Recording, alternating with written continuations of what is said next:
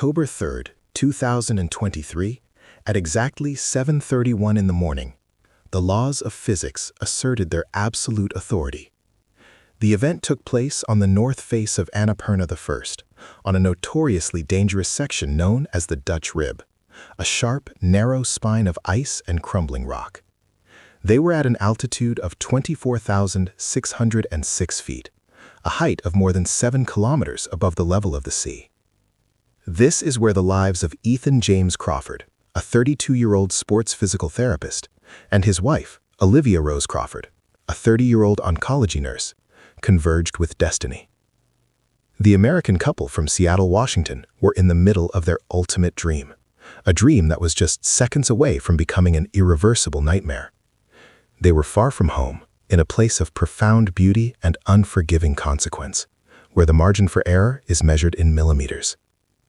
That morning, everything had appeared to be under control. Ethan and Olivia Crawford were part of a commercial expedition, a team of 8 climbers and 5 highly experienced Nepalese guides, making their final push towards the summit. They had departed from their highest camp at 1:15 in the morning, under a blanket of stars. The plan was methodical: reach the summit no later than 11 o'clock and descend back to the safety of their tents before nightfall. The weather was deceptively perfect, with clear skies and visibility for miles. But this beauty masked a brutal reality. The air temperature hovered at -18 degrees Fahrenheit, cold enough to freeze exposed skin in minutes. Before we uncover the single decision that led to this moment, please leave a comment telling us where you're watching from. If these stories interest you, leave a like and subscribe. Now, in that thin, cold air, human judgment was about to become the most dangerous variable of all. This expedition was the culmination of years of sacrifice. Ethan and Olivia Crawford had invested $138,000, nearly all of their life savings, money that was once intended for a down payment on a house. They had endured a grueling 12-month training program, preparing their bodies for the immense physiological stress of high-altitude mountaineering. They were not reckless amateurs. They were methodical, dedicated, and supported by a team of world-class professionals. They had the best equipment, the best support, and a powerful motivation driving them forward. But none of that could protect them from a single choice. A choice made from a place of love and care. A decision that lasted just 2 minutes and 16 seconds would erase everything. To understand what happened on that ridge, we need to go back. We need to understand who Ethan and Olivia Crawford were, and the profound reason they were on that mountain in the first place. Ethan James Crawford was born on the 3rd of August, 1991, in the state of Oregon. He was an only child who grew up with a meticulous and analytical mind, a trait that would serve him well in his career as a sports physical therapist in Seattle. In his practice, he worked with elite athletes, helping them rebuild their bodies after serious injuries, a job that required precision and a deep understanding of human mechanics. This careful nature spilled into his personal passions. Before every major climb, he had a ritual of checking every single piece of his gear 3 separate times, laying out ropes, carabiners, and ice axes, ensuring nothing was left to chance. He was a man who believed in preparation, in control, and in mitigating risk through exhaustive diligence. To his friends and family, Ethan was the steady hand, the planner, the one who always had a backup for the backup plan. Olivia Rose Crawford was the calm and resilient heart of their partnership. Born on May 12, 1993, in Washington, she found her calling as an oncology nurse at one of the world's most renowned cancer centers.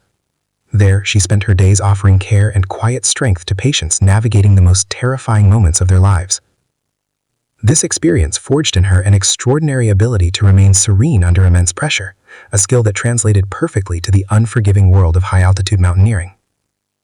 While Ethan analyzed the risks, Olivia managed the fear. She was the elder of 2 siblings and was known for her profound empathy, a quality that made her not just an exceptional nurse, but a deeply loyal and supportive partner. She was the emotional anchor in their shared life of calculated adventure, the steadying presence in the face of the unknown. They had been married for 6 years, living a life defined by shared goals in a rented apartment in Seattle's Queen Anne neighborhood. They had no children, a decision not of choice, but of circumstance. They had planned to start a family, but first Olivia's demanding career took precedence, and then life presented them with a challenge far more daunting than any mountain. This shared trial had only deepened their bond, forging a connection that was visible to everyone who knew them. Their apartment was filled not with the trinkets of a settled life, but with maps, training charts, and photographs from their climbs. Their home was not a place of rest, but a base camp for the next great objective. A testament to a partnership built on mutual ambition and unwavering support for one another's dreams. Their journey into the world of high-altitude climbing began together on their honeymoon in June of 2017. Standing on the summit of Kilimanjaro in Tanzania, they discovered a shared passion that would reshape their future. The experience ignited a fire, and they began a methodical, calculated progression to greater challenges. In July of 2019, they conquered Mount Elbrus in Russia, the highest peak in Europe. Then, in January of 2021, they reached the summit of Aconcagua in Argentina, solidifying their experience well above 19,000 feet. Each summit was a lesson, each expedition a building block. They were not reckless thrill seekers. They were dedicated students of the mountains. But they knew Annapurna was a monumental leap, a move from the world of high-altitude trekking to the realm of extreme technical mountaineering. The true reason they were on Annapurna, one of the deadliest mountains on Earth, had little to do with sport. In the year 2020, at just 27 years old, Olivia was diagnosed with an aggressive form of breast cancer. For 2 long years, she endured a grueling treatment that tested her body and spirit. During the darkest days of her fight, the image of Annapurna became her mental anchor, a distant, formidable peak that symbolized an insurmountable challenge that could, with enough will, be overcome. This expedition, planned for the year after she was declared in full remission, was her ultimate reclamation. It was a way to prove to herself and to the world that she was not defined by her illness. It was a pilgrimage to celebrate life by pushing its very limits, a powerful message of hope for their 412,000 subscribers on their channel. Their connection was woven into small, private rituals. Before every summit push, Ethan would insist on fastening Olivia's crampons first, the sharp metal points that bite into the ice. He followed a precise sequence, quietly reciting a line from a poem he had written for her as he secured each strap. It was his way of ensuring her safety before his own. Olivia, in turn, carried a small jade amulet tucked into a pocket near her heart. It was a gift from her last patient, a teenager who had followed their adventures online and had passed away just weeks before the expedition. And Ethan always carried a laminated photograph in his inner jacket pocket. It showed Olivia on the summit of Aconcagua, smiling, her head bald from chemotherapy, her eyes filled with a look of pure, unbreakable determination. For him, that single image was the definition of strength. For this single climb, they had invested $138,000, nearly every dollar of their life savings. This was the money that was supposed to be a down payment on their first house, the foundation for a future family. They endured a punishing 12-month training program, spending weekends on the icy slopes of Mount Rainier and hours each week in special chambers that simulated the thin, oxygen-starved air of extreme altitude. They liquidated their investment funds and put their lives on hold, all for this one goal. They had done everything by the book, sacrificing financial security and personal comfort to stand on top of the world. They had prepared their bodies, their equipment, and their finances for every conceivable physical challenge. But a mountain does not test your preparation alone. It tests the very nature of your bond. The 3rd of October 2023 began in absolute darkness. At 1:15 in the morning, inside a thin nylon tent at 23,294 feet, the alarms on their watches chimed. Outside, the temperature was a brutal -18 degrees Fahrenheit, and the wind was a constant tearing sound. Every movement was a conscious effort, fingers stiff with cold as they went through the familiar ritual of melting snow for water and forcing down a few hundred calories. Ethan James Crawford, methodical as always, performed his final gear check, his headlamp beam cutting through the darkness as he examined the metal teeth of their crampons and the locking mechanisms on their carabiners. He and Olivia Rose Crawford moved with the practiced efficiency of a team that had done this many times before, a quiet understanding passing between them in the thin, life-stealing air. The expedition moved out as a string of small, determined lights against a vast, indifferent mountain. The team of 8 climbers and 5 experienced Nepalese guides began their slow, rhythmic march upwards, the crunch of their boots on the frozen snow being the only sound besides the wind. The plan was clear and conservative. They would ascend the most technical sections in the dark, aim to reach the summit no later than 11 o'clock in the morning, and be back in the relative safety of their high camp before the afternoon weather inevitably turned. For the first few hours, everything went exactly as planned. The sky was a brilliant, star-filled canvas, and the conditions, while harsh, were stable. They were making good time, moving as a single, cohesive unit toward their shared dream. One deliberate, oxygen-starved step at a time. But as the first hints of dawn began to paint the horizon, a subtle change in their dynamic became apparent. Olivia, driven by the immense personal significance of this climb, seemed to be pushing the pace slightly, while Ethan followed closely, his focus entirely on her. They had closed the gap between them and the climbers ahead, reducing the safety margin of 33 feet that was standard practice. It was a small deviation, almost unnoticeable, but on a mountain like Annapurna, small deviations are how tragedies begin. What the rest of the team did not know was that Ethan was carrying something he had kept hidden. It was an object that directly violated the expedition leader's most important rule, a secret he kept for what he believed was a reason of love. The expedition leader, a veteran Swedish guide named Gunnar Eriksson, had been unequivocal the night before. His rule for the upper mountain was absolute, born from decades of witnessing disaster.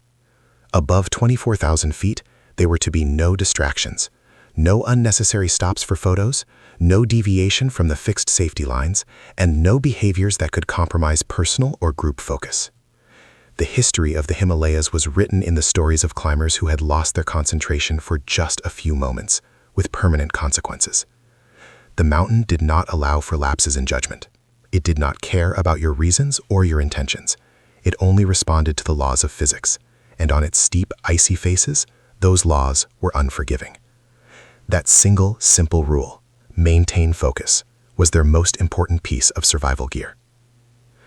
At around 5 o'clock in the morning, as they reached the base of the treacherous Dutch rib, they received their second warning.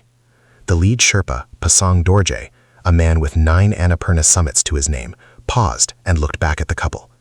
In concise, clear English that cut through the wind, he reminded them directly, distance, 10 meters, not together. Ethan acknowledged with a nod, but within minutes, their proximity had once again shrunk. 20 minutes later, Pasang Dorje, now higher up the ridge, turned again. He made an emphatic hand signal, a slicing motion, for them to increase the space between them.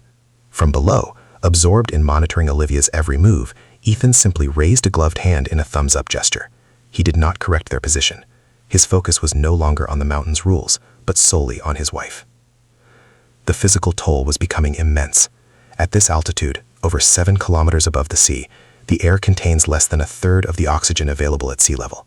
Every breath was a conscious, labored effort, a constant battle to feed a starving brain and burning muscles. Their heart rates were elevated even at rest, and complex thought became difficult. This invisible physiological siege, known as hypoxia, slowly erodes judgment, making a person feel capable and clear-headed while their decision-making abilities are dangerously impaired. Ethan and Olivia Crawford were both exceptionally fit, but they were not immune to this process. The desire to stay close, to offer support, felt natural and caring, but it was a decision being made by minds that were, molecule by molecule, being deprived of the one thing they needed to accurately assess risk.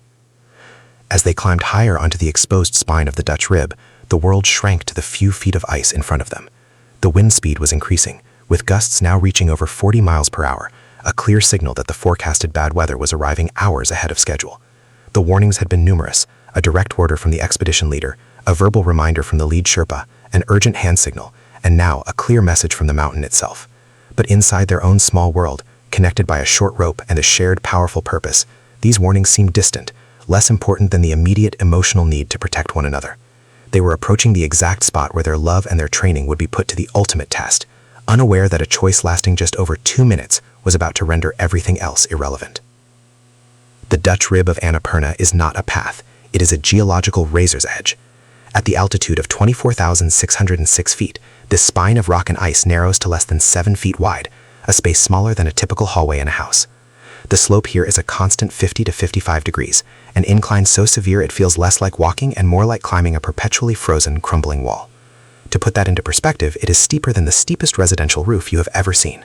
And on either side of this narrow walkway, there is nothing, just empty, freezing air for 3,900 feet, a near vertical drop straight down to the glacier below.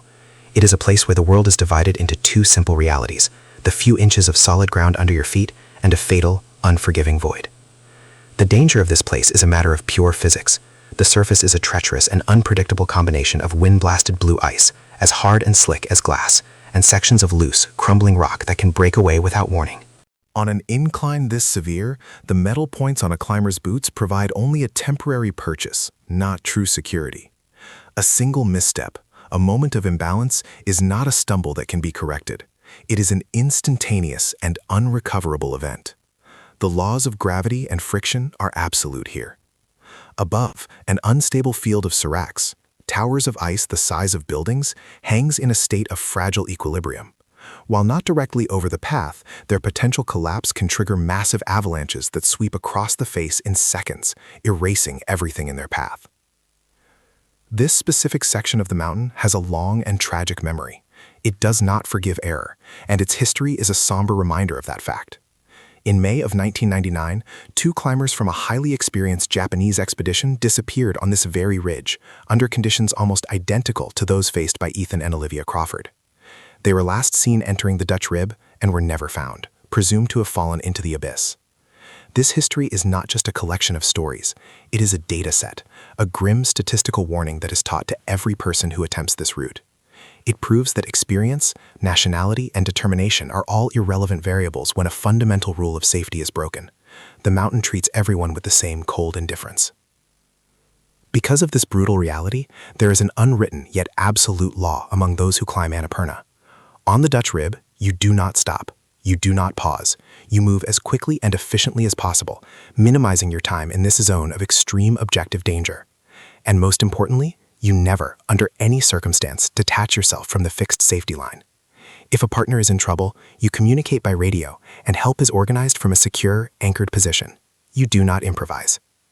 This rule exists because the statistical probability of a second, unanchored climber being able to stop the fall of another on a 50-degree ice slope is, for all practical purposes, 0. It is a law written not in a book, but in the brutal mathematics of survival. It was 7:31 in the morning. At a precise altitude of 24,606 feet, Olivia Rose Crawford stopped. The cumulative fatigue from hours of climbing in the thin, oxygen-starved air had finally caught up to her. Her breath came in ragged gasps, each one a battle.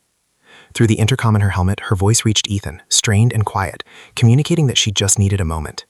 A single moment to recover her strength on a razor's edge where moments were a luxury the mountain did not afford. The rest of the team, about 50 feet ahead, continued their slow, rhythmic ascent, unaware that behind them, the entire expedition was about to fracture. For them, it was just another brief pause in a long day. For the Crawfords, it was the beginning of the end. In that instant, Ethan James Crawford made a choice. It was not a choice born of recklessness, but of profound, overriding concern. Seeing his wife falter, his focus narrowed to a single objective, her well-being.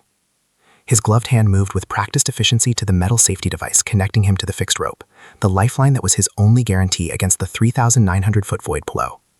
There was a faint metallic click, a sound swallowed by the wind. He detached himself. He broke the cardinal rule of the Dutch Rib, a rule that existed for one reason, to prevent exactly what was about to happen. He was now an independent variable on an unforgiven equation of ice and gravity, moving nimbly across the slope to position himself just below Olivia. He believed he was in control. In his mind, compromised by the subtle, insidious effects of hypoxia, this action felt logical. He would offer physical support, a steadying presence, and then they would continue. He was an elite athlete's therapist. He understood the body's limits. He was a skilled climber. He trusted his own strength to hold his position with his ice axe and the sharp points of his boots. He remained there, completely unanchored, his entire existence balanced on 2 small points of metal driven into the ice. The decision was made from a place of love, an instinct to protect his partner, but the mountain does not care about intention. It only cares about the laws of physics, and he had just willingly stepped outside of their protection. The clock began to run. 10 seconds passed. He spoke to Olivia, his words of encouragement lost to the rushing air. 20 seconds. The wind gusted, a physical force pushing against their bodies, a reminder of their precarious position. 30 seconds. Far ahead, the lead Sherpa, Pasang Dorje, was too focused on the route ahead to notice the violation behind him. 1 minute. An entire 60 seconds spent in a state of absolute exposure, a lifetime on a slope this steep. In this minute, Ethan's brain, starved of oxygen, was incapable of accurately reassessing the monumental risk he had taken. He felt a sense of purpose, of duty, completely unaware that he was no longer the solution, but the most dangerous part of the problem. 1 minute and 30 seconds. 2 minutes. The cold was a tangible presence, seeping through their layers of advanced gear. Their muscles, already burning from the lack of oxygen, were becoming stiffer, less responsive. The time he had intended to be a brief supportive pause was stretching into an eternity of risk. Every second they remained stationary, the danger multiplied. The beautiful, clear day was a lie, masking an environment that was actively trying to kill them. The total time he remained unclipped from the safety of the fixed line was 2 minutes and 16 seconds. It was a duration born from care, and it would be enough to erase their entire future. The cascade began with a single small movement. Olivia, feeling she had recovered enough, shifted her weight to resume the climb. Her right foot lifted, and as she placed it back down, the metal points of her boot failed to find a secure purchase on the hard blue ice. It was a slip of no more than a few inches, a minor event that, had she been properly anchored, would have been instantly corrected by the rope. But she was not. Her body, weighing 140 pounds with all her gear, began to slide. The only sound was Ethan's screaming her name, a desperate cry against the indifferent wind. Instinct took over, and he did what any loving husband would do. He tried to stop her. He braced himself, driving the pick of his ice axe into the slope with all his strength. But it was a futile gesture against the raw power of physics. His body, without an anchor to the mountain itself, was just another object on a 50-degree slope of slick ice. The impact of Olivia's sliding body, though at a low initial speed, generated a dynamic force that was impossible for him to resist. The short 10-foot rope that had connected them as a symbol of their closeness became the instrument of their shared doom. It pulled taut, and the force ripped Ethan's precarious hold from the wall. In that moment, they were no longer two climbers. They were one single entity, bound together, accelerating toward the void. And then, exactly as you saw at the beginning of this video, they fell. The two of them, still connected by that short rope, tumbled over the edge of the ridge and into the vast empty air of the south face. The fall lasted for 34 seconds. It covered a vertical distance of 2,756 feet, a descent punctuated by multiple impacts against the rock outcroppings and ice bands that line the mound wall. The sheer, brutal violence of the descent was absolute. Their shared dream, their powerful story of survival and hope, was being erased with every foot they fell, their journey ending not on the summit, but in the deep, frozen shadows below. Their fall came to an abrupt and final stop in a deep crevasse at the base of the wall. The sound of their impact was heard by no one. Above, on the ridge, the world continued on. The wind still howled, and the remaining climbers, now aware that something was terribly wrong, could only look on in horror. Down below, there was only silence. In one of their recovered backpacks, a small camera continued to record, its lens pointed at the sky, capturing 26 minutes of clouds moving slowly overhead and the constant, lonely sound of the wind. A 2-minute and 16-second decision, made from a place of love, had been met with a 34-second consequence, delivered with the cold, impartial authority of the mountain. The response from above was immediate, but ultimately powerless. At 7:32 in the morning, just 1 minute after they disappeared from view, the lead Sherpa's voice crackled over the radio. The message was stark and desperate. Crawford's down, south face. The expedition leader, Gunnar Eriksson, ordered the remaining climbers to secure their positions and assess the horrifying reality. At this altitude, above 24,000 feet, there is no such thing as an emergency rescue. The air is too thin for helicopter rotors to generate lift, and a ground rescue down a face that had just claimed 2 lives would be a suicidal mission. The only viable, brutal option was to continue upward toward the summit and descend the standard route, leaving any hope of a search operation to teams far below. The laws of the mountain, which had just been demonstrated with lethal force, now dictated the response of the survivors. For 3 days, the mountain held its silence. Then, on October 10th, a helicopter reconnaissance team was finally able to fly a perilous mission along the base of the north face. From the air, through a powerful lens, they located them. In a deep crevasse at an altitude of approximately 21,850 feet, the bodies of Ethan and Olivia Crawford were spotted. The image confirmed the story of their final moments. They were still connected by the same 10-foot rope that had bound their fates together. After a careful assessment of the area, they were declared unrecoverable. The location was directly in the path of frequent and massive avalanches, making any attempt to retrieve them an unacceptable risk for any recovery team. They would remain on the mountain, becoming a permanent part of the landscape that had drawn them in with its beauty and consumed them with its indifference. Months later, a specialized expedition managed to retrieve one of their backpacks. Inside, they found 2 small cameras, both remarkably intact. The footage was a silent testament to the tragedy, capturing the fall from both of their perspectives. After the final impact, one camera continued to record for another 26 minutes, capturing nothing but the empty blue sky and the lonely, incessant sound of the wind. The recordings were turned over to their families, who, with incredible strength, authorized the release of a 2-minute excerpt. Their accompanying statement was a lesson for the world. May their love for each other and their final mistake serve as a warning about the thin line between devotion and recklessness in the Earth's most unforgiving places. Their deaths became the 71st and 72nd recorded on the slopes of Annapurna, a final, somber statistic in a story of love and loss. In the end, the tragedy of Ethan and Olivia Crawford was not a simple story of a dangerous mountain claiming 2 more lives. It was the final, irreversible result of a specific chain of decisions, each one seeming small and justifiable in the moment. It began with the emotional choice to ignore the strict rules of distance, a need to stay close that overrode multiple warnings from seasoned experts. This was followed by the decision to pause in one of the most objectively dangerous places on the planet, a razor's edge where stopping is a violation of survival itself. And finally, the critical error, Ethan's choice to detach from the fixed safety line for 2 minutes and 16 seconds. This single act, born from a desire to protect, rendered their 12 months of training, their $138,000 investment, and all their state-of-the-art equipment utterly irrelevant. Together, these small deviations from protocol formed a fatal equation. Their story resonates because it reflects a universal human vulnerability, the quiet belief that for us, just this once, the rules can be bent. It is the voice that whispers, "It will only be for a second," the overconfidence that our love or skill can defy the cold laws of physics. But some places do not allow for human error. Annapurna does not negotiate, it does not grade on a curve, and it does not care about good intentions. It demands an unforgiving perfection that leaves no margin for emotional impulse. The legacy of Ethan James Crawford, 1991 to 2023, and Olivia Rose Crawford, 1993 to 2023, is a powerful and heartbreaking reminder.